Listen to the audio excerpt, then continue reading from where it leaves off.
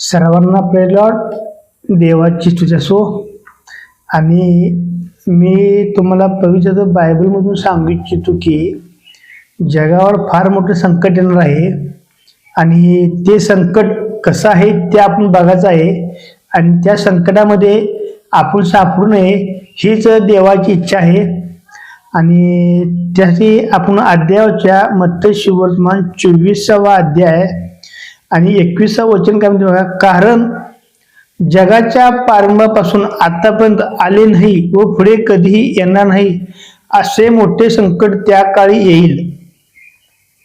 आणि तो वचनामध्ये पट म्हटले जगाच्या स्थापनेपासून आतापर्यंत कधीही एवढं मोठं संकट आलं नाही तेवढं मोठं संकट आपल्यावर येणार आहे. आणि त्या संकटामध्ये आपल्या कुटुंबाचा, आपल्या मुलाबाळांचा, आपल्या पत्नीचा, आपल्या आई वडिलांचा, आपल्या नातेवाईकांचा सगळ्यांचा जळून नाश होणार आहे.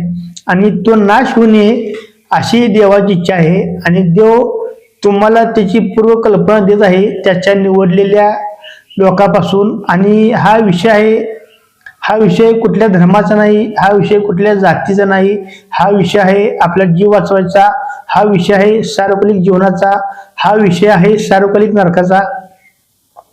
आणि समजून घ्या का परत वचन असतो बघा. मत्ती सुवर्तमान 24वा अध्याय 21 वचन बघा काय म्हणते.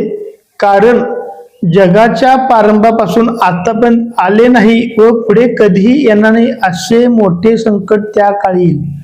पूर्वीच्या काळी पण असलं संकट आलं नाही, पुढील काळी पण येणार नाही एवढं मोठं संकट ह्या थोड्या दिवसात येणार आहे. आणि खरोखर तुम्ही देवाची कृपा समजून घ्या. आज देव तुम्हाला त्याच्या निवडलेल्या लोकांद्वारे सावध करत आहे आणि तुमचं काम आहे की सावध व्हायचं. नंतर तुम्ही देवाला हाक मारशीला, देवा प्रभू येशू ख्रिस्त आमचा पण जीव वाचव, आमचा पण जीव वाचव. त्या काळी तुमचा जीव वाचणार नाही. आत्ताच कृपेचा काळ आहे आणि कृपा संपाच्या आत तुम्ही देवाचा स्वीकार करा. आणि जो देव आहे तो आत्मा आहे आणि तो तुमच्या शरीरामध्ये जे वास्तव्य ठिकाण आहे.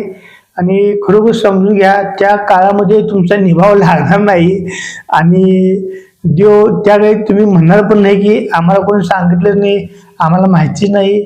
देव तिची पूर्व कल्पना देऊन तुमचा नाश करणार आहे. आणि तुमच्या हातात आहे तुम्ही जीवनामध्ये जायचं का नाशामध्ये जायचं ते तुम्ही ठरवत आहे. आणि त्या संकटामध्ये तुम्ही सापडू नये. देवानं तुमची लवकर आध्यात्मिक नेत्र उघडावं, आध्यात्मिक कान उघडावं. आणि आम्ही काय जे तुम्हाला सांगालोय ते विषय तुम्हाला समजावं.